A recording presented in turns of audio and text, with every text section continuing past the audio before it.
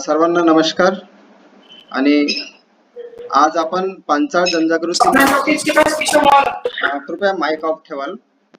पांचाळ जनजागृती मंच या माध्यमातून आज आपला पहिला आरोग्य विषयक मार्गदर्शन सत्र ठेवलेला आहे. काल बालिका दिवस होता, तर आज आपण या सेशनसाठी ज्यांना इथे आमंत्रित केलेलं आहे त्यांचा परिचय मी आपल्याला देतो आहे. आणि का बरं आरोग्य विषयक आपण मार्गदर्शन सुरू केलं आहे ते सर्वांनाच माहिती आहे की काळाप्रमाणे आज आपला आहार ज्या पद्धतीने बदललेला आहे, जीवनशैली बदललेली आहे आणि याचा सर्वात जास्त परिणाम लहान मुलं आणि महिलांवर दिसतो आहे. आणि अनेक असे आजार आहेत की ज्याकरता आपल्याला अनेक दिवस अनेक वर्ष सुद्धा औषधं घ्यायची गरज पडते आहे. आणि स्पेशली महिलांवर अनेक प्रॉब्लेम्स दिसून पडत आहेत. आपण आज जाणून घेणार आहोत. तर त्याकरता आपण आज डॉक्टर मनीषा रवी कटलावार यांना आपण इथे आमंत्रित केलेलं आहे. त्यांचा छोटासा परिचय आपण घेतो आहे. त्यांनी होमिओपॅथीमध्ये त्यांनी एज्युकेशन केलेलं आहे, म्हणजे BHMS झालेलं आहे त्यांचं. आणि सोबत CGO आणि योगाचं पण एज्युकेशन त्यांनी केलं, त्याच्यात डिप्लोमा झालेला आहे. आणि या व्यतिरिक्त त्यांनी अनेक वर्ष सोशल ऍक्टिव्हिटीज केल्या आहे आरोग्यविषयक उपक्रमामध्ये. आणि अनेक कॅम्पिंग्स पण त्यांनी केलेली आहे. त्यामुळे त्यांच्याकडे आणि त्यांची प्रॅक्टिस मला तरी वाटते की 15 वर्षाच्या जवळपास झालेली असेल किंवा जास्त असू शकते. तर त्यांचा अनुभव भरपूर आहे. मी पण त्यांचा अनुभव घेतलेला आहे. अनेक पेशंट मी पण पाठवतो असे काही किरकोळ जर मला नाही समजले किंवा त्यांच्या होमिओपॅथी संबंधी असले तर मी त्यांच्याकडे मार्गदर्शनासाठी नक्की पाठवत राहतो. त्यांचा अनुभव मला पण आहे. जवळपास मी पण 15 वर्षापासून त्यांना ओळखतो आहे. तर अशा प्रगल्भ अनुभवातून आपण या मॅडमचा आज अनुभव घेणार आहोत. तर मी त्यांना आमंत्रित करतो. कृपया त्यांनी मन सांभाळावं. डॉक्टर मनीषा कटलावार आणि आपण त्यांचं स्वागत करताय. प्लीज.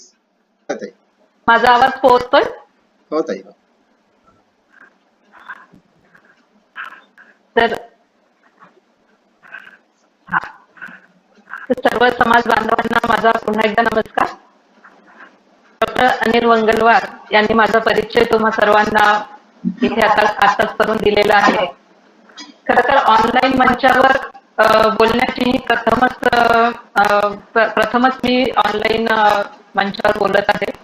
त्याच्यामुळे थोडं नर्वसनेस आहे, तर नक्कीच तुम्ही सगळे मला ऍडजस्ट कराल अशी अपेक्षा आहे.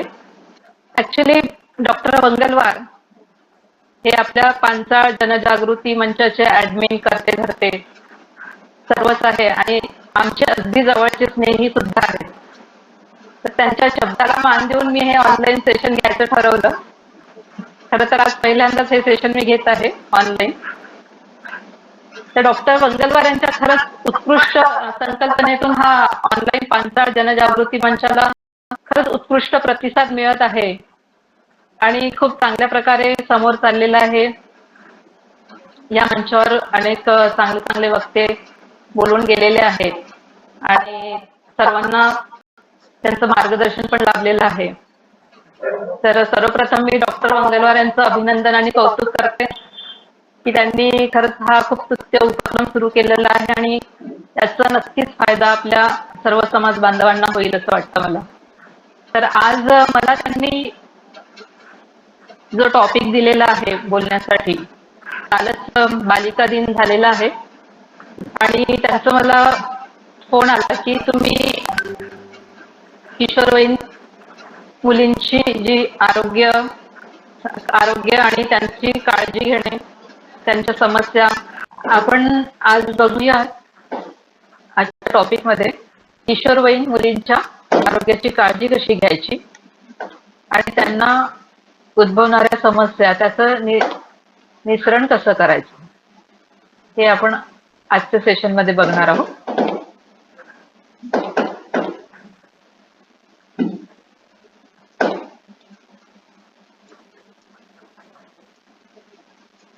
तर किशोरवयीन काळात शरीरामध्ये नैसर्गिक जे शारीरिक बदल होत असतात, तर ते कोणते शारीरिक बदल होतात ते आपण आज बघणार आहोत. त्याचप्रमाणे मानसिक आणि भावनिक हे तिन्ही बदल हे या किशोरवयीन काळामध्ये मुलींच्या बाबतीत होत असतात.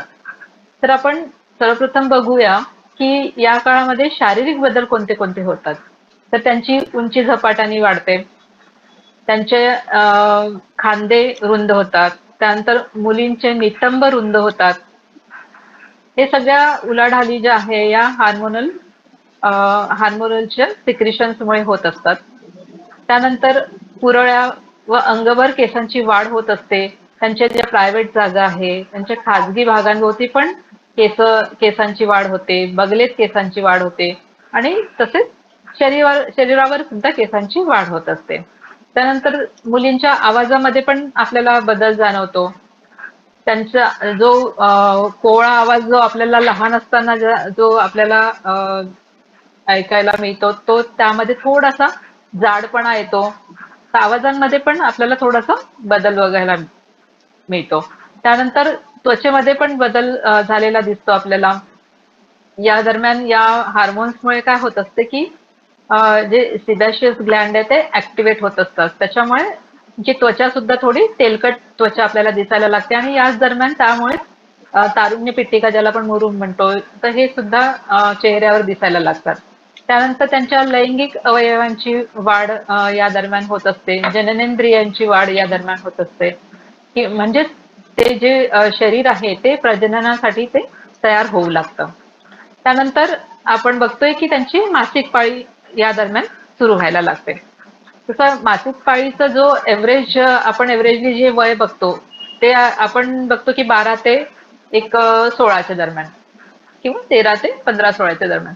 पण आजच्या सध्याच्या काळामध्ये आपल्याला हे सुद्धा दिसायला लागलं आहे की मुलींचं हे जे मासिक पाळीचं वय आहे हे थोडंसं कमी व्हायला लागलेलं आहे. म्हणजे 9-10 वर्षात पण आपल्याला मुलींमध्ये मासिक पाळी बघायला मिळते. तर त्याच्यामुळे आपण त्याला आता ते नॉर्मल समजलं जात आहे. त्याच्यामुळे आपण हे म्हणू शकतो की आता हे वय कमी होऊन 9 ते 15-16 वर्षापर्यंत ते होत गेलेलं आहे. तर या दरम्यान मासिक पाळी सुरू होऊन जाते मुलींना. त्यामध्ये त्यांची प्रजनन क्षमतेची पण सुरुवात झालेली असते. म्हणजे जे ओव्हरीज आहे, म्हणजे ज्या मुख्य आपले जे ऑर्गन आहे, जे प्रजननासाठी आपल्याला लागतं, तर त्या ओव्हरीची वाढ व्हायला लागते. त्यातले जे बीज आहेत, ओव्हम आहे, ते त्याची वाढ व्हायला लागते हळूहळू. आणि या हार्मोन्समध्ये अजून एक बदल आपल्याला दिसायला लागतं की इस्ट्रोजन प्रोजेस्टेरॉन हे हार्मोन्स तयार व्हायला लागतात ओव्हरीमध्ये आणि त्याचा पूर्ण जो बदल आहे तो शरीरावर आणि त्यांच्या भावनिक आणि मानसिकतेमध्ये पण आपल्याला दिसायला लागतो. यामध्ये एक टेस्टोस्टेरॉन नावाचं एक छोटं हार्मोन असतं जे बेसिकली मुलांमध्ये आढळतं, पण ते खूप थोड्या प्रमाणामध्ये मुलींमध्ये पण आढळते. आणि जर हे प्रमाण सपोज वाढलं गेलं तर मग आपल्याला त्याचे काही समस्या पण नंतर उद्भवतात, ते आपण समोर बघणारच आहोत. तर या सगळ्या गोष्टी आपण आता बघितलं की या शारीरिक जी वाढ आहे किंवा शारीरिक जे बदल आहे ते आपण आतापर्यंत बघितले. आता आपण बघूया की भावनिक आणि मानसिक बदल काय घडतात या दरम्यान. या हार्मोनल जे प्रक्रिया असते तयार व्हायला सुरुवात होते, तेव्हा काही मानसिक आणि भावनिक बदल सुद्धा आपल्याला बघायला मिळतात. जसं की मुलांना स्वतःची एक वेगळी ओळख ते तयार व्हायला सुरुवात होते आणि मुलं स्वतःवर खूप विचार करायला लागतात. त्यांची निर्णय घेण्याची क्षमता वाढते, इच्छा वाढते. बेसिकली क्षमतेपेक्षा आपण इच्छा म्हणूया, की कोणताही एखादा निर्णय त्यांना असं वाटतं की हा मी घेतला पाहिजे, पालकांनी मला लादू नये. अशा प्रकारचे त्यांचे निर्णय घेण्याची इच्छा आणि ते घ्यायला लागतात. आणि ती स्वतः म्हणजे त्या स्वतःची ओळख शोधण्याच्या प्रक्रियेमधून या सगळ्या गोष्टी जात असतात मुलं. तर मी कोण आहे? आपली ओळख काय आहे? या गोष्टी हे प्रश्न मुलींना यायला लागतात. त्यानंतर त्यांच्या आवडी-निवडी आहे, त्यांचं मूल्य समजून घेण्याचा त्या प्रयत्न करत असतात. या सगळ्या दरम्यान भावनिक चढ-उतार पण होत असतात. आता हार्मोन्स बदलामुळे आपल्याला कधी-कधी त्यांच्यामध्ये जो राग आहे, आनंद आहे, दुःख आहे, निराशा आहे, यासारख्या भावना पण तीव्र होत जातात. म्हणजे एखाद्या क्षुल्लक गोष्टींसाठी अतिशय जास्ती प्रमाणात राग येणे किंवा आनंद व्यक्त करायचा आहे तर खूप आनंद व्यक्त करतील किंवा दुःख जर झालं त्यांना तर इतकं दुःखामध्ये त्या स्वतःला लोटून देतात की कधी-कधी आत्महत्येसारखे प्रकार सुद्धा या वयामध्ये घडण्याची शक्यता खूप जास्ती प्रमाणात होते. आणि निराशा, फ्रस्ट्रेशन या यासारख्या गोष्टी पण आपल्याला त्यांच्यामध्ये दिसायला लागतात. या सगळ्या भावना खूप तीव्र होतात या हार्मोन्सच्या बदलावामुळे. त्यानंतर एक समवयस्कांचा प्रभाव जो आपण म्हणतो म्हणजे मित्रमंडळींचा प्रभाव अधिक असतो या दरम्यान. म्हणजे थोड्याफार प्रमाणात का होईना आपण असं म्हणू शकतो की पालकांपासून हे मुलं या वयामध्ये हळूहळू दूर व्हायला लागतात आणि मित्रमंडळींच्या खूप जवळ जायला लागतात. त्यांना ते जवळचे वाटायला लागतात. त्यांना आपले जे पर्सनल प्रॉब्लेम आहे, आपले जे ज्या गोष्टी त्यांना असं वाटतात की आम्ही पॅरेंट्स सोबत शेअर करू शकत नाही, ते त्या आपल्या मित्रमैत्रिणींसोबत शेअर करण्याचा प्रयत्न करतात. कधी कधी त्या गोष्टी ते निर्णय चुकीचे पण होतात, पण त्यांना तरीही त्या गोष्टी स्वतः ज्या केलेल्या आहेत त्या बरोबर वाटायला लागतात आणि म्हणून मग ते हळूहळू पॅरेंट्स पासून थोडेसे दुरावत जातात. तर या सगळ्या गोष्टींमध्ये त्यांच्या मनामध्ये सतत गोंधळ, कन्फ्युजन, संभ्रम या सगळ्या गोष्टी तयार व्हायला लागतात आणि अशा प्रकारचा तो मानसिक गोंधळ पण तयार होतो. त्याच गोंधळामुळे काय होतं की त्यांचा आत्मविश्वास सुद्धा कमी होतो अशा ह्याच्यात. त्यांना सारखी चिंता, भीती, नैराश्य अशा गोष्टी उद्भवायला लागतात आणि मग या गोष्टींचा जो आहे तो रूपांतर म्हणा स्ट्रेसमध्ये, ताणतणावात व्हायला लागतं. तर हे सगळे मानसिक बदल या दरम्यान आपल्याला बघायला मिळतात. आता बघूया की या दरम्यान कोणते कोणते हार्मोन्सचा प्रभाव शरीरावर होत राहतो आणि त्याचे महत्व काय आहे. तर सगळ्यात महत्वाचे असे दोन जे हार्मोन्स आहे, इस्ट्रोजन आणि प्रोजेस्टेरॉन, जे ओव्हरी मधून आपण म्हणजे जे अंडाशय म्हणतो आपण, बीजाशय म्हणतो, त्यामधनं स्रवायला लागतात, सिक्रेट व्हायला लागतात. तर याचा जो समतोल आपल्याला जर साधता आला तर आपल्या मुलींमध्ये काही ज्या समस्या तयार होणार नाही. बट हे जर जेव्हा इम्बॅलन्स होतं तेव्हा मुलींमध्ये समस्या तयार व्हायला सुरुवात होते. तर आपण बघूया की इस्ट्रोजन, प्रोजेस्टेरॉन आहे, त्यानंतर एक LH आणि FSH हार्मोन सुद्धा खूप मोठं कार्य करतं या दरम्यान. त्याचा शरीरावर खूप मोठा परिणाम होत असतो. LH म्हणजे ल्युटिनायझिंग हार्मोन आणि FSH म्हणजे फॉलिक्युलर स्टिम्युलेटिंग हार्मोन, की जे फॉलिकल वाढीसाठी त्यांना स्टिम्युलेट करतात की तुम्ही आता इस्ट्रोजन, प्रोजेस्टेरॉन तयार करा की जेणेकरून ते तुमचं बीज आहे, जे अंड आहे, बीज आहे, ते मॅच्युअर होईल आणि ते बाहेर पडेल त्या याच्यातनं. यासाठी या प्रोसेससाठी ते त्यांना FSH आणि LH काय करतात की ऍक्टिव्हेट करत असतात, उद्दीपित करत असतात. म्हणजे आपण म्हणू की ते त्यांना प्रवृत्त करत असतात या सगळ्या गोष्टींसाठी. त्यानंतर TSH आहे, थायरॉइड स्टिम्युलेटिंग हार्मोन, हे सुद्धा त्यांच्या शरीर वाढीसाठी, चयापचनासाठी खूप महत्वाचं कार्य करतं या दरम्यान. त्यानंतर ऑक्सिटोसिन आहे. ऑक्सिटोसिन जे आपण म्हणतो की गर्भाशयाचं आकुंचन करण्याचं काम करतं आणि तसंच प्रसूतीनंतर, डिलिव्हरी नंतर त्याचं मिल्क रिलीज करण्याचं काम करतं आणि प्रोलॅक्टिन जे आहे ते हार्मोन मिल्क प्रोड्यूस करण्याचं काम करतं आणि कॉर्टिझॉल जे हार्मोन आहे ते स्ट्रेस फॅक्टर कमी करण्याचं हे करतं, म्हणजे कार्य करत असतं की जो ताणतणाव आहे, स्ट्रेस फॅक्टर या दरम्यान जे घडत असतात, मुलांमध्ये येत असतात, तर ते कमी करण्याचं काम करत असतं. आणि हे हार्मोन्स जेव्हा हा सगळा हार्मोनल प्रभाव जेव्हा या इम्बॅलन्स होते, हे जे हार्मोन्स जेव्हा इम्बॅलन्स होत असतं तेव्हा मग याचा आपल्याला दुष्परिणाम बघायला मिळतो किंवा मग ते समस्या सुरू होतात किशोरवयीन मुलींमध्ये. तर ते आपण बघूया की आता कोणत्या कोणत्या समस्या या बाबतीत आपले तयार होतात. जर हे हार्मोन्स गडबडले, इम्बॅलन्स झाले, तर किती प्रकारे आपल्याला समस्या, भरपूर प्रमाणात समस्या तयार होतात. त्यापैकी आपण काही इथे आपण त्याचं निराकरण करणार आहे. तर मासिक पाळीतील तक्रारी आहे सगळ्यात प्रथम, हिमोग्लोबिनची कमतरता आहे, चिडचिडपणा आहे, अशक्तपणा आहे, हाडांची कमजोरी आहे, नंतर ऍक्ने, पिंपल्स ज्याला आपण तारुण्य पेटिका म्हणतो, then PCOD, polycystic ovarian disease, अकाली केस पांढरे होणे, त्यानंतर एन्झायटी, न्यूरोसिस आणि फायब्रो एडिनोमा सारखे आपल्याला ज्या समस्या आहेत किशोरवयीन वयांमध्ये या जाणवायला लागतात. तर आपण एक एक करून आपण आता हे बघूया की नेमकं काय आहे याच्यामध्ये. आपण एक एक करून त्याच्यावर बोलूया. तर सगळ्यात आपण बघूया की मासिक पाळीतील तक्रारी. तर हे टोटली इस्ट्रोजन आणि प्रोजेस्टेरॉन या दोन्ही हार्मोन्सवर अवलंबून असतं. हे जेव्हा इम्बॅलन्स होते तेव्हा आपल्याला मासिक पाळीतील तक्रारी मुलींना जाणवायला लागतात. तर यामध्ये अनेक प्रकारे प्रॉब्लेम्स यायला लागतात की सगळ्यात पहिले आपण बघूया की मेनोरेजिया. तर मेनोरेजिया म्हणजे अतिस्राव, रक्तस्राव होणे.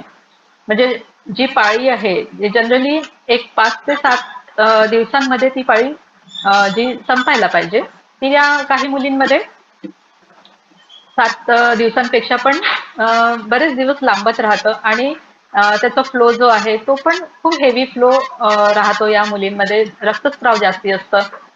तर तर या सगळ्या गोष्टींचा त्यांच्या शरीरावर पण खूप परिणाम होतो की अतिरक्तस्राव झाल्याने काय होणार की हिमोग्लोबिनची पातळी कमी होणार, त्याची कमतरता भासणार आणि त्यामुळे थकवा, निस्तेज त्वचा, डोळ्याखाली काळे वर्तुळे तयार होणार, चक्कर यायला, कधी चक्कर पण येते, केस गळणे, त्यानंतर त्यांचं कॉन्सन्ट्रेशन, एकाग्रता कमी होणे, चिडचिडपणा जाणवणे, या सगळ्या ज्या तक्रारी आहे, या समस्या या उद्भवतात. तर त्याच्यासाठी आपण नंतरच्या याच्यात घेणारच आहोत की त्यावर आपल्याला उपाययोजना काय करायला पाहिजे. तर या प्रकारे मेनोरेजिया जास्ती प्रमाणात जर गेलं तर आपल्याला यात हिमोग्लोबिन जी आता आपण सांगितल्या त्या प्रकारच्या लक्षणं आपल्याला दिसतात. त्यानंतर आहे मेट्रोरेजिया.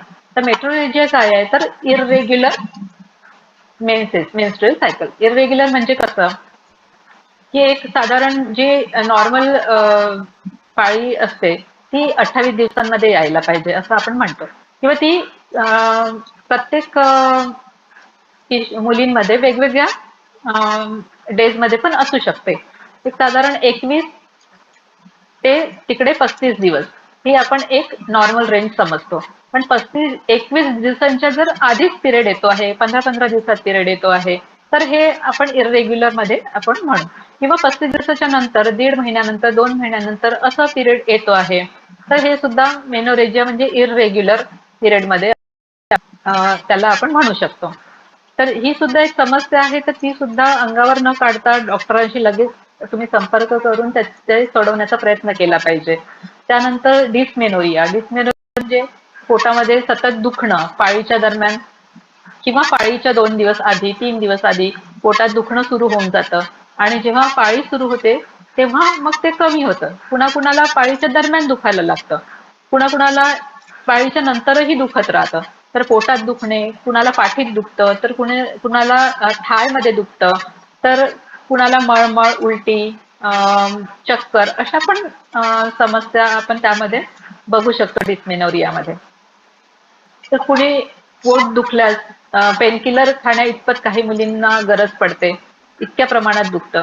तर ते न खाता जर आपण या समस्येकडे दुर्लक्ष न करता त्यावर उपाय केला तर या गोष्टी आपल्याला टाळता येतात. कारण शेवटी पेनकिलरचे दुष्परिणाम पण मग आपल्याला बघायला मिळतात.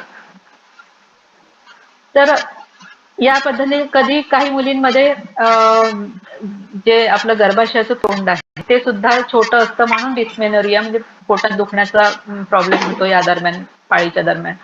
पण ते नंतर after marriage, after first delivery ते जे थोडंसं वाईट झाल्यानंतर मग ही समस्या कधी कधी आपोआप सॉल्व्ह होऊन जाते. पण बऱ्याच मुलींमध्ये या त्याच पद्धतीने कंटिन्युअस राहते. तर ही सुद्धा एक मोठी समस्या दिवसेंदिवस मुलींमध्ये दिसायला लागली आहे आणि यावर आपल्याला उपाययोजना करायला पाहिजे. त्यानंतर आहे एमनोरिया. एमनोरिया म्हणजे काय तर पाळी थांबणे. तर पाळी थांबणे म्हणजे त्यामध्ये 2 प्रकार असतात. आपण त्याला डिवाइड करू प्रायमरी एमनोरिया आणि सेकंडरी एमनोरिया.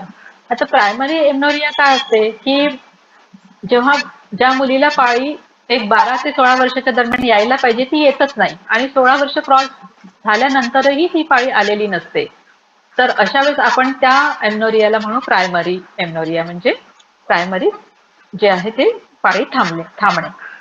तर यामध्ये पण अनेक कारणे असतात जे आपण नंतर समोरच्या याच्यामध्ये आपण ते बघणार आहोत. आणि दुसरं आहे एक सेकंडरी एमनोरिया. सेकंडरी एमनोरिया म्हणजे कसं की तिला पाळी आलेली असते पण ती मध्येच आल्यानंतर 1-2 वर्षाच्या काळात, 1-2 वर्षानंतर म्हणा, 3 वर्षानंतर म्हणा, ती मध्येच अचानक थांबते. 2 महिन्यासाठी थांबते, कधी 3 महिन्यासाठी, कधी 4 महिन्यासाठी, कधी कधी 6 महिन्यासाठी पण थांबते.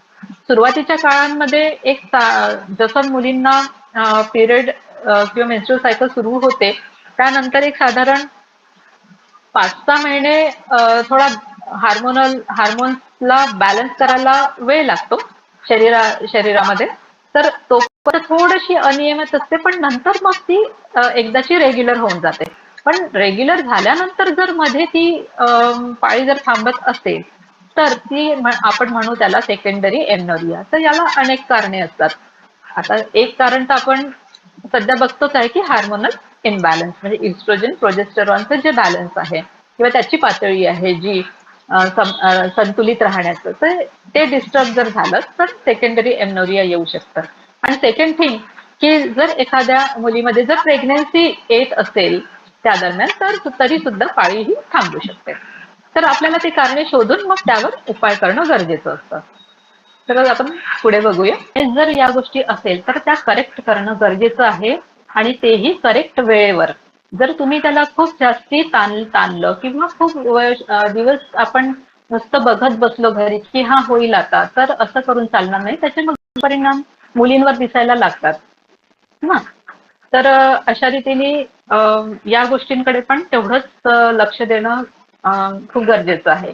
आणि नंतर त्यामुळे लक्ष ह्याचं, तर याच्यामुळे थकवा, निस्तेजपणा, डोळ्याखाली काळे वर्तुळ, चक्कर येणे, केस गळणे, एकाग्रता कमी होणे, चिडचिडपणा जाणवणे, या सगळ्या गोष्टी आपल्याला दिसायला लागतात. कारण हिमोग्लोबिन डाऊन झालेलं असतं, त्याच्यामुळे या सगळ्या गोष्टी आपल्याला दिसायला लागतात. नंतर हाडातली कमजोरी, जर कॅल्शियम लॉस असेल, फॉस्फरस लॉस असेल, व्हिटॅमिन डी ची कमतरता असेल, तर मुलांचे सतत हातपाय दुखणे, थोडंसं खेळायला गेले की हातपाय दुखण्याच्या तक्रारी करतात मुलं. तर आता यामध्ये पण आपल्याला कॅल्शियम, हे ग्रोईंग एज असते त्यांचं, तर याच्यामध्ये आपल्याला मुख्यतः लक्ष देणं गरजेचं असते की त्यांचे कॅल्शियम लेवल बरोबर आहे की नाही, त्यांचं फॉस्फरस बरोबर आहे की नाही, व्हिटॅमिन डी बरोबर आहे की नाही. आणि काही मुलं खेळत नाही, बागडत नाही, त्याच्यामुळे पण त्या जे सनरेज मधून आपल्याला व्हिटॅमिन डी मिळायला पाहिजे ते सुद्धा प्रॉपर येत नाही. तर अशा गोष्टी आपल्या बोन्सला कमजोर बनवतात, आणि मग आपले हाडाची जी कमजोरी आहे ती दिसायला लागते. तर याच्यासाठी आपल्याला व्हिटॅमिन डी आणि कॅल्शियम प्रॉपर याच्यामध्ये ठेवायला पाहिजे.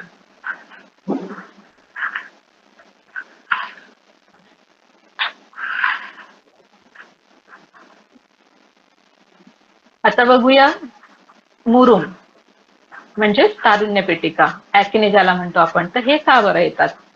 हे साधारण 12 वर्षापासून आपल्याला दिसायला लागतात काही काही मुलींमध्ये. तर याचं मुख्य कारण जे आहे ते अँड्रोजन हार्मोन. आता हे मी आताच थोड्या वेळापूर्वी तुम्हाला डिस्कस केलं की अँड्रोजन हा खरं तर हा मेल हार्मोन आहे, म्हणजे मेलमध्ये हा जास्त प्रमाणात असतो, पण मुलींमध्ये हा खूप कमी प्रमाणात असतो फिमेलमध्ये. की जास्त जेव्हा कमी प्रमाणात असल्यानंतर, जेव्हा ते कमी प्रमाणात असतं तेव्हा आपल्याला समस्या नसतात, पण याचं जेव्हा लेवल याची वाढते किंवा याचं हे काय म्हणतो आपण, त्याचं सिक्रिशन वाढतं, तर आपल्याला या गोष्टींचा त्रास व्हायला लागतो. आणि मग साधारण 12 वर्षापासून आपल्याला ऍक्ने, चेहऱ्यावर आपल्याला मुरुम किंवा तारुण्य पेटिका दिसायला लागतात. तर यामध्ये होतं काय की हे हार्मोन काय करतं की सिबेसिस ग्लँडला ऍक्टिव्हेट करतं. ऍक्टिव्हेट करतं म्हणजे काय, की तिथली त्वचा ऑइली होते आणि तिथे सीबस जास्त प्रमाणात तयार व्हायला लागतं. आणि मग जर मुलींना जर आपण प्रॉपर जर मार्गदर्शन केलं नाही की तुमची त्वचा स्वच्छ ठेवा, हे ते या गोष्टी, तर काय होणार की तिथे इन्फेक्शन वाढणार, आणि इन्फेक्शन वाढल्यामुळे ते तारुण्य पेटिका वाढायला लागतात, आणि मग हा त्रास त्यांना व्हायला लागतो. तर याच्यावर उपाय आपण समोर बघूयाच. त्यानंतर बघूया आपण की फायब्रोएडिनोमा ब्रेस्ट. आता हे काय, फायब्रोएडिनोमा म्हणजे काय, स्तनातल्या गाठी. आजकाल हा पण प्रकार खूप वाढायला लागलेला आहे. म्हणजे खूप पेशंट आजच्या या 5-6 वर्षांमध्ये म्हणा किंवा 10 वर्षांमध्ये जास्ती प्रमाणात बघायला मिळतात.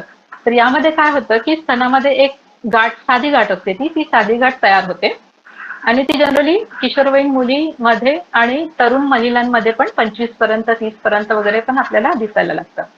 तर 15 ते 35 वयोगटा महिलांमध्ये आपल्याला ही स्तनातली गाठ बघायला मिळते. तर ही साधी गाठ असते फायब्रस टिश्यूची, ही नॉन कॅन्सरस असते.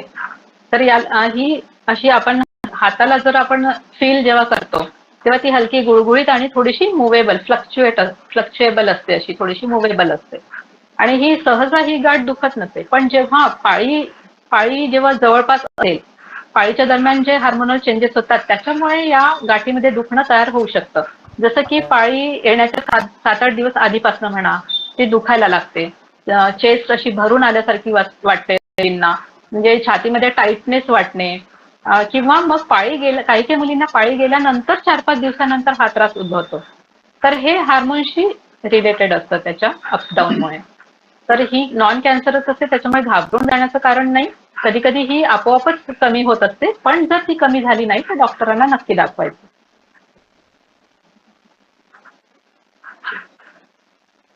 तर आपण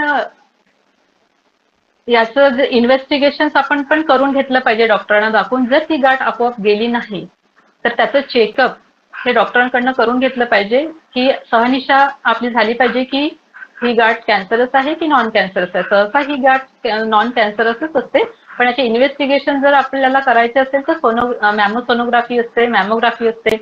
त्यानंतर डॉक्टरांकडनं सगळ्यात पहिले तर चेकअप करायचं, त्यानंतर मॅमोसोनोग्राफी, सोनोग्राफी किंवा मग FNAC म्हणजे निडल टाकून त्याचे टिश्यूज, त्याचे सेल्स काढले जातात आणि ते इन्व्हेस्टिगेशनला पाठवले जातात. आणि त्याच्यानंतरही जर आपल्याला असं वाटलं की यांनी पण सॉल्व्ह होत नाही आपलं डायग्नोसिस, की काय आहे ही गाठ कशाची आहे, तर मग बायोप्सी हा शेवटचा उपाय असतो. त्यामध्ये त्या गाठीचे टिश्यूज काढले जातात आणि ते आपल्याला इन्व्हेस्टिगेशनसाठी पाठवले जातात. आता बघूया पीसीओडी. पीसीओडी हा सुद्धा सध्याच्या याच्यामध्ये खूप जास्ती प्रमाणात वाढलेला एक आपण आता आजार म्हणूया, समस्याच म्हणूया, हे आजार म्हणण्याच्या समस्या म्हणूया. खूप मोठी समस्या आहे की त्याच्यामुळे पण अनेक प्रॉब्लेम्स यायला लागलेले आहे. जसं हे किशोरवयीन वयामध्ये जे हार्मोनल डिस्टर्बन्सेस चेंजेस येत राहतात त्याच्यामुळे हा पीसीओडी आपल्याला दिसून येतो. तर या स्थितीमध्ये काय होते, पीसीओडी म्हणजे काय असते की पॉलिसिस्टिक ओव्हरियन डिसीज. पॉलिसिस्टिक म्हणजे काय की मल्टिपल सिस्ट. पॉली म्हणजे मल्टिपल आणि सिस्ट म्हणजे एक प्रकारची गाठ ज्याच्यामध्ये एक द्रव असतो, एक लिक्विड असते, अशा प्रकारची गाठ. ती सॉलिड नसते, मांसाची नसते, फायब्रस नसते, तर त्यामध्ये एक प्रकारचा द्रव असतो आणि त्याची ती गाठ बनलेली असते. आणि अशा अनेक गाठी जेव्हा ओव्हरीमध्ये आपल्या अंडाशयामध्ये येतात तर त्याला आपण म्हणतो पॉलिसिस्टिक ओव्हरियन डिसीज. आता ही का बरं होते ते बघूया आपण. याचे कारण आपण लक्षणे सगळ्यात पहिले आपण लक्षणे बघू की याची लक्षणे काय काय दिसतात, कशामुळे आपण ओळखायचं की आपल्याला पॉलिसिस्टिक ओव्हरियन डिसीज हा आजार झालेला आहे. तर अनियमित पाळी त्यांची अनियमित होईल, कधी खूप लवकर येणार तर कधी खूप उशिरा येणार. ठीक आहे. त्यांच्या छातीवर, चेहऱ्यावर असे हलके हलके केस यायला लागतात किंवा केस गळणे. कधी कधी तर एखाद्या लेडीजला टक्कल सुद्धा पडतं, इथपर्यंत केस गळतात. वजन वाढणे, अचानक वजन वाढणे. नंतर गर्भधारणात त्यांना अडचण व्हायला लागते. मॅरिड जर वुमन असेल आणि तिला पीसीओडीचा जर प्रॉब्लेम झाला असेल तर तिला लवकर गर्भधारणा होत नाही. मूड स्विंग म्हणजे काय, तर कधी कधी खूप फ्रेश वाटणे तर कधी एकदम थकवा वाटणे, कधी झोप होणार नाही तर कधी एकदम चिडचिड करायला लागणार, मध्येच चिडचिड करायला लागणार, थोड्या छोट्या छोट्या गोष्टींना त्यांना राग येणार, किंवा कधी इतकं हॅपी वाटणार खूप हसतच राहणार. म्हणजे त्यांचे मूड इतके खूप लवकर स्विंग, म्हणजे एका क्षणाला त्या जर हसत खेळत आहे तर दुसऱ्या क्षणाला त्या अगदी सिरियस होऊ शकतात किंवा म्हणजे एकदम डिप्रेस होऊ शकतात. इथपर्यंत ते मूड स्विंग आपल्याला दिसून पडतं. तर हे सगळे प्रॉब्लेम्स कशामुळे होतात, तर हे होतं अँड्रोजन हार्मोनमुळे. हे सुद्धा म्हणजे अँड्रोजन हार्मोन यासाठी सुद्धा खूप कारणीभूत आहे. तर अँड्रोजन हार्मोन हे ओव्हरीमधनं पण थोड्या प्रमाणात सिक्रेशन होते आणि ऍड्रिनल ग्लँड जी असते आपल्या किडनीवर, जे एक ग्लँड असते ऍड्रिनल ग्लँड, तिथून सुद्धा याचं सिक्रेशन होतं. तर याचं सिक्रेशनचं प्रमाण जेव्हा वाढतं तर हे इन्शुलिन, याच्यामध्ये काय होतं की इन्शुलिन रेझिस्टन्स दिसायला लागतं. म्हणजे इन्शुलिनचं प्रमाण वाढत जातं आणि ते ब्लड मधून ते पूर्णपणे म्हणजे काय म्हणते त्याचं फिल्टरेशन होत नाही. आणि त्याच्यामुळे काय होते की रक्तामध्ये याचं प्रमाणही वाढतं आणि हे त्या अँड्रोजनला थोडं ऍक्टिव्हेट करतं वाढण्यासाठी. त्याच्यामुळे आपल्याला हा पीसीओडी प्रॉब्लेम दिसायला लागतो. आणि म्हणूनच याच्यामध्ये मग ब्लड मध्ये सुद्धा शुगरचं प्रमाण वाढायला लागतं, कारण इन्शुलिन ते पूर्णपणे ते लेवल कंट्रोल करू शकत नाही शुगर लेवल, आणि त्याच्यामुळे टाईप 2 डायबिटीसचं पण यामध्ये एक धोका संभवत असतो पीसीओडी मध्ये. तर अशा प्रकारे हा जो पीसीओडी आजार आहे, हा जर अनेक वर्ष जर आपण याला ट्रीट केलं नाही तर तो पीसीओएस मध्ये कन्वर्ट होतो. म्हणजे पीसीओएस पण म्हणजे पॉलिसिस्टिक ओव्हेराईन सिंड्रोम. म्हणजे तो मग नंतर आपल्याला त्याला ट्रीट करायला खूप वेळ लागतो. त्याच्यामुळे जेव्हा प्रायमरी सिम्पटम जेव्हा दिसायला लागतात तेव्हा त्याच्याकडे दुर्लक्ष न करता लगेच डॉक्टरांकडे जाणे किंवा नैसर्गिक उपचार ज्या पद्धती आहे, ज्या आपण समोर डिस्कस करणार आहोत, त्या गोष्टी आपण लगेच आपण सुरुवात करून घ्यायला पाहिजे या गोष्टी.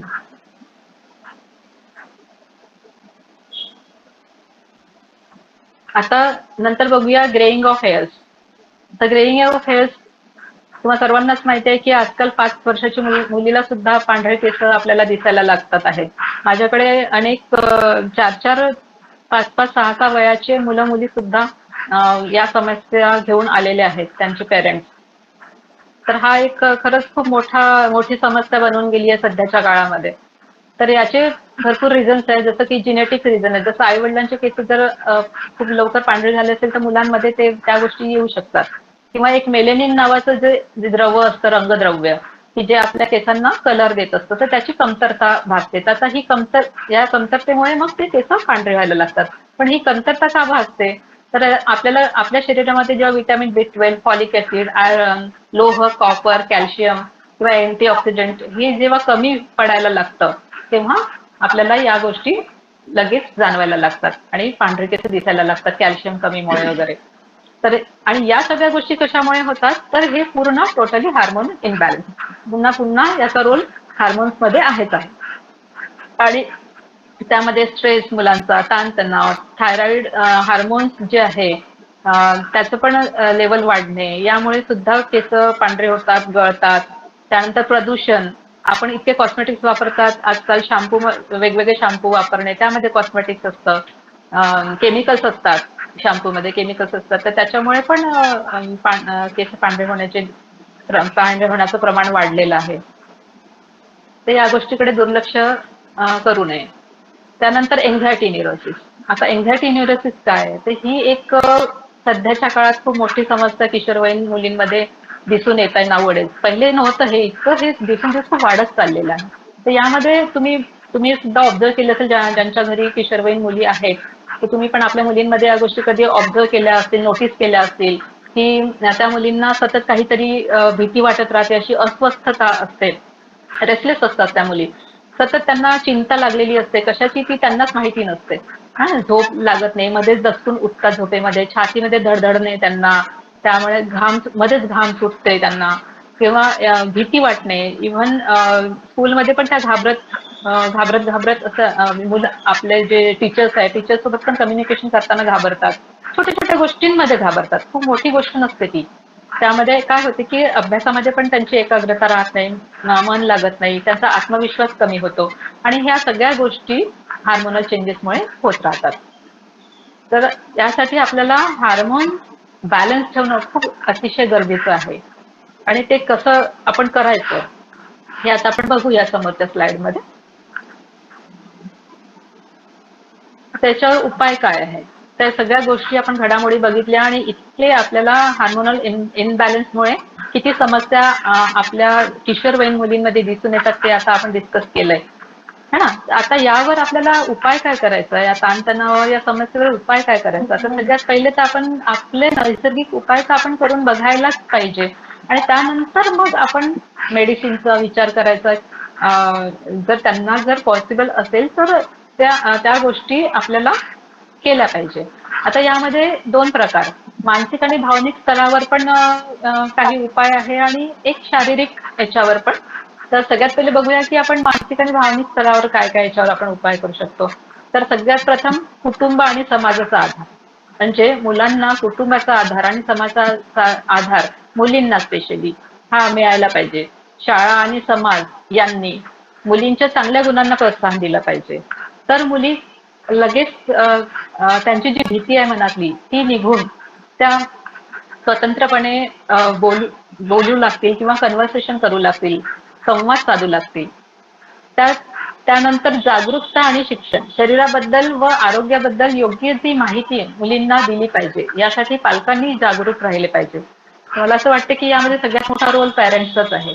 जर पॅरेंट्सला सगळ्यात आधी जर या गोष्टी माहिती आहे, त्यांना ते नॉलेज आहे, तर ते आपल्या मुलांना या समस्येतून आरामात सोडवू शकतील. त्यानंतर घरात खेळीमेळीचे वातावरण ठेवलं पाहिजे पेरेंट्सनी. मुलींसोबत संवाद साधला पाहिजे, त्यांच्यासाठी वेळ काढला पाहिजे, त्यांच्यासाठी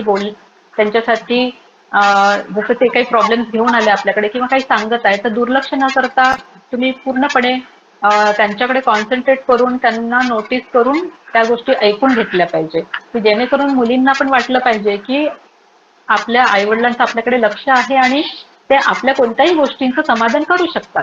ही जी भावनिक जी ताकद आहे, जी त्यांना जी आत्मसात करणारी, तर ही फक्त पेरेंट्सच जास्ती चांगल्या रीतीने देऊ शकतात असं मला वाटतंय.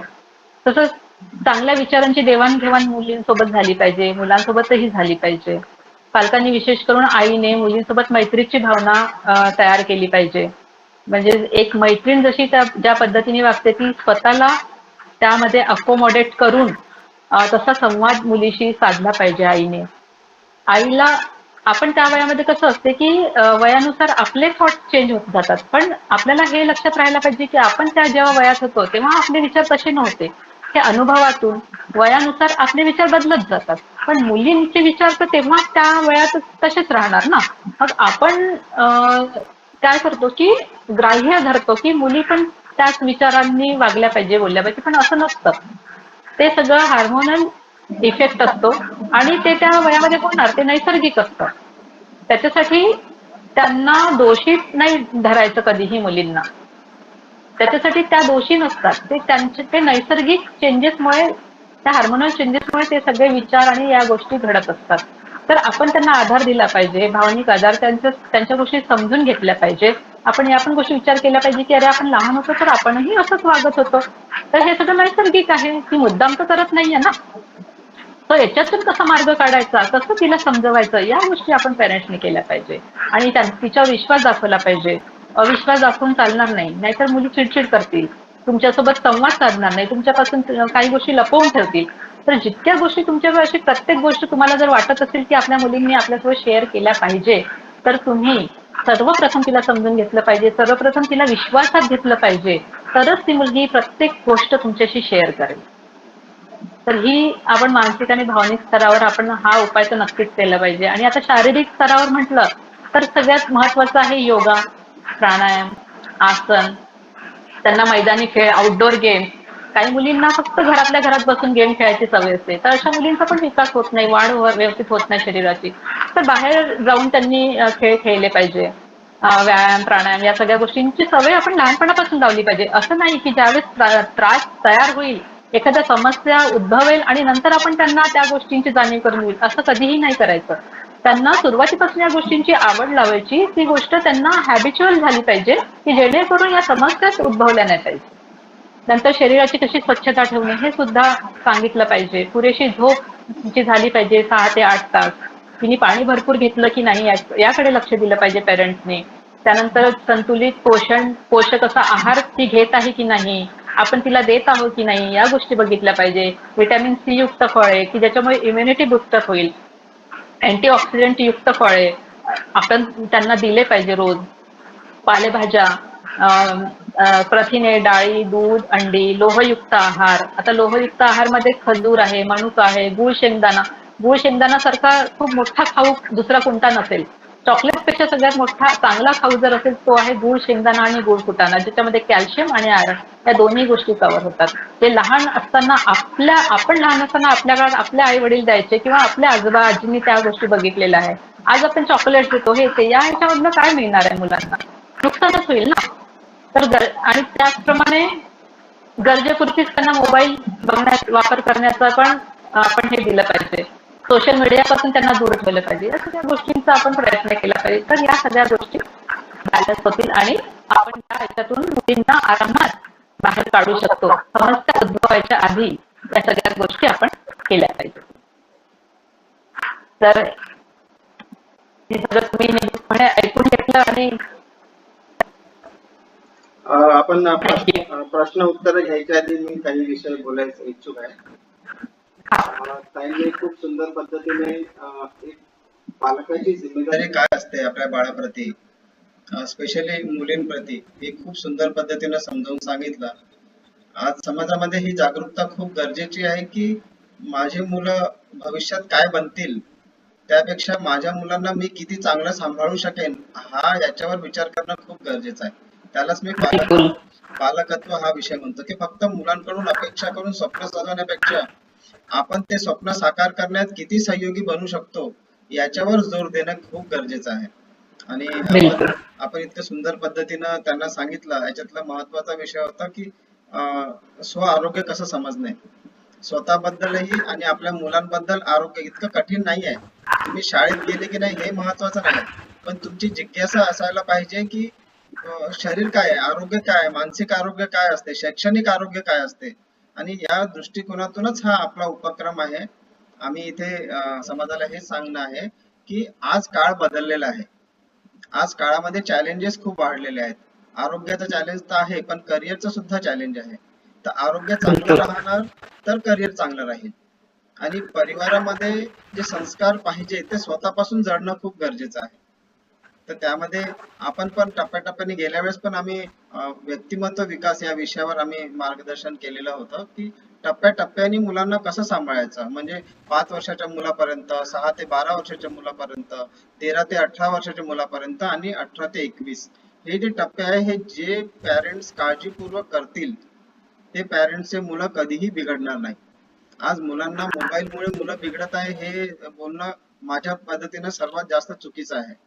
मोबाईल नाही आपण बिघडवत आहोत. आपण त्यांना संस्कार दिले नाही की मोबाईल काय आहे, शरीर काय आहे, संस्कार काय असतात, व्हॉट इज अ लाईफ. म्हणजे जीवनाकडे बघण्याचा जो दृष्टिकोन आहे, आपला जो दृष्टिकोन बदलला तर मुलांचा बदलेल. आणि खरंच खूप धन्यवाद आपला की आज हा पहिला सेशन होता महिलांच्या आरोग्यावर आणि आपण असे अनेक सेशन्स आणखी घेऊन येणार आहोत. आणि मला एक मेसेज पण द्यायचा आहे की आम्ही बुधवार, गुरुवार, शुक्रवार इथे योगाचं आपण सेशन सुरू करणार आहोत आणि रवी भाऊच घेणार आहेत कटलावर. आणि आमचं भाग्य आहे की हे दोघंही या म्हणजे सोशल ऍक्टिव्हिटीज मध्ये खूप चांगल्या पद्धतीनं काम करत आहेत आणि आम्हाला वेळ देऊन राहिले. आठवड्यातला एक क्लास पण चालणार आहे आणि 3 दिवसीय शिबिर होणार आहे. सकाळचा वेळ आहे 6:30 ते 7:30. तर या सेशनचा सर्वात जास्त प्रचार करा कारण हे संस्कारमय आहे. कारण आपण जर सकाळी उठण्याची सवय नाही लावणार, का उठायचं आहे, आपण जर नाही उठणार, आपण जर योगा करणार नाही, आपण जर आपली जीवनशैली इम्प्रूव्ह करणार नाही तर आपले मुलं देखील करणार नाही. विश्व ब्राह्मण संस्काराला आपण उत्पन्न करूया, विश्व ब्राह्मण संस्काराला आपल्या आपल्या फॅमिलीमध्ये जडवूया या उद्देशाने हे आपल्याला सांभाळून घ्यायचं आहे जिम्मेदारी. आणि जिम्मेदारी प्रत्येकाची आहे. आपल्या नातेवाईकांची जिम्मेदारी घ्या, आपल्या समाजाची छोटीशी जिम्मेदारी घ्या. आपल्याला दिवसभर व्यस्त राहायची गरज नाही. एक साधा मेसेज, एक साधा कॉल आपल्या सोबत दुसऱ्याचं आयुष्य बनवू शकते, आपल्या समाजाला एक नवीन घडण देऊ शकते. या छोट्याशा लाईननं मी आपले 2 विचार संपवतो. आणि कोणाला काही प्रश्न विचारायचे असेल तर ताईचा व्हॉट्सअप नंबर आम्ही युट्यूब चॅनलवर देऊ आणि ताई आता पण सांगेल व्हॉट्सअप नंबर, तर ते लिहून घ्या, व्हॉट्सअपवर मेसेज करा. आम्ही फक्त मार्गदर्शन नाही देत आहोत तर आम्ही तुम्हाला काउन्सिलिंग सुद्धा देऊ, परंतु ही काउन्सिलिंग ऑनलाईन राहणार आहे कारण आम्ही सर्व व्यावसायिक आहोत.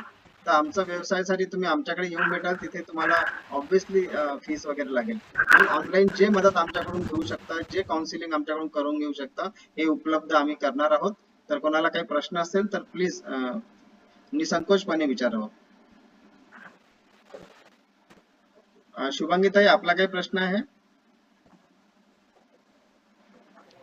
मला दोन्ही मुलंच आहेत. काही हरकत नाही, फक्त तुमची जबाबदारी जास्ती आहे. जास्ती आहे. Right right. मुलींपेक्षा ज्यांना मुलं आहे माझ्या मते त्यांची जबाबदारी खूप जास्ती आहे. त्यांचं पॅरेंटिंग खूप जास्ती गरजेचं आहे असं मला वाटतं. त्याच्यावरती आपण त्याच्यासाठी आपण स्पेशल सेशन नक्की घेऊया. मी त्यांना दिवसभराचं विचारत असते, 1 तास त्यांच्यासोबत घालवते. संध्याकाळचा मी 8 वाजेपर्यंत बिझी असते. 8:30-9 पर्यंत झाल्यानंतर 9 ते 10 त्यांच्यासोबत असते. दिवसभराचं काय दिनचर्या होती, काय केलं ते सगळं विचारते मी त्यांना. बिलकुल गरजेचं आहे अगदी. सोडून न देता पॅरेंट्सचं पहिली ड्युटी ही आहे की मुलांना असं वाऱ्यावर सोडता नाही येत. बिलकुल. आणि जेव्हा म्हणजे 12 वर्षानंतर जे प्युबर्टी स्टेजमध्ये जेव्हा जातात मुलं, त्या स्टेजमध्ये त्यांना समजून घेणं खूप आवश्यक असते. मुलगा असो किंवा मुलगी असो, खूप आवश्यक असतं. Main part is the communication, म्हणजे दोघांमध्ये जे बिलकुल. कम्युनिकेशन व्हायला संवाद. पाहिजे. हां. हा. आणि मुलांनी आपल्याला ज्या गोष्टी सांगायच्या असतात त्या सांगितल्याच पाहिजे. असं आपण फ्रेंडली एक ऍटमॉस्फिअर क्रिएट करायला पाहिजे घरामध्ये. क्रिएट करायला पाहिजे. हा. अगदी खरं आहे. तेव्हाच ते आपल्याला सांगतील सगळ्या गोष्टी. सांगतील. आपण जोपर्यंत त्यांना म्हणतो की नाही हे करायचंच नाही, ते नेमकं करतील. मोबाईल वापरायचा नाही म्हटलं तर ते नेमकं वापरतील. आणि ज्या वयात त्यांचे शारीरिक शारीरिक त्यांचे जे हार्मोन्स ज्या वेळेस आपण डेव्हलप होत जातात त्याच्या हो. आधीपासून आपण या प्रोसेस सुरू करायला पाहिजे ऍक्च्युली. राईट त्या राईट. काळात त्यांना आपण समजावून सांगण्यापेक्षा अगदी सुरुवातीपासून जर प्रॉपर कॉन्सलिंग जर आपण केलं तर त्या वयात जेव्हा ते माहिती येतात ना तर ते लवकर ग्रहण करतात. बरोबर. राईट. त्याला खरंच पुन्हा एकदा कौतुक. कसं आहे ताई, आता या गोष्टी आपण, आता माझंही वय 51 वर्षाचं होत आलं आणि जीवनामध्ये बऱ्याचशा अडचणी बघितल्या. आम्ही पण चुका केलेल्या आहेत आणि या चुकातून अनेक गोष्टी शिकलो आम्ही. तर समोर आता चॅलेंजेस इतके मोठे आहेत की या challenges मध्ये समाज केव्हा प्रगती करेल तर तो विषयच आहे व्यक्तिमत्व घडवणे. तर आम्हाला स्वतःलाही घडवायचं आहे आणि आपल्या फॅमिली सोबत जर आपण घडत गेलो तर खरोखरच एक चांगलं वातावरण निर्माण होईल समाजामध्ये आणि प्रयत्न करायला हरकत नाही, म्हणून मी हा प्रयत्न सुरू केलेला आहे.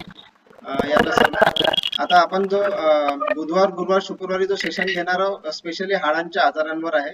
ज्यांना मणक्यांचे आजार आहे, स्पॉन्डिलायटिसचा त्रास आहे, सायटिकाचा प्रॉब्लेम आहे, ज्यांचे गुडघे कमजोर होत आहे असं त्यांना जाणवत आहे आणि ज्यांचं वय मोस्टली 25च्या वर आहे आणि असे अनेक हाडांचे आजार आहेत आणि ज्यांना आपल्या मुलांना पण सूक्ष्म व्यायाम शिकवायचे आहे, अशा प्रत्येकाने ते जास्त मेहनत घ्यावी की आपण सकाळी बसून कमीत कमी आठवड्यातून एकदा तरी सोबत बसून आपण योगा, ध्यान, साधना जे काही होऊ शकेल ते आपण सोबत करूया आणि याचा प्रचार प्रसार सर्वजण मला सहयोग करतील या अपेक्षेने आपण